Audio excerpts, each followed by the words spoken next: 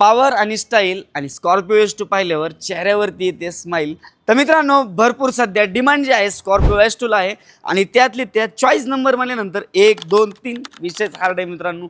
तर मित्रांनो, स्कॉर्पिओ S2ला सध्या जर पाहिलं ना मार्केटमध्ये खूप प्रमाणात डिमांड आहे.